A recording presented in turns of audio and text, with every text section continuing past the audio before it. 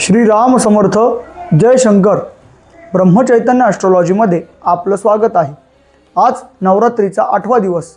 या दिवशी आपण नवदुर्गांपैकी देवी महागौरी या देवीची उपासना करतो.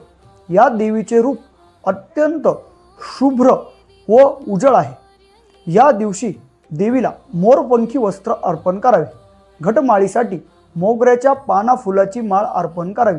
देवीला रवा, खोबरं व दुधापासून बनलेल्या खिरीचा नैवेद्य दाखवावा. ओम देवी महागौरीये नमः या मंत्राचा 108 वेळा जप करावा. या दिवशीचा उपाय म्हणून देवीला एक नारळ अर्पण करावे.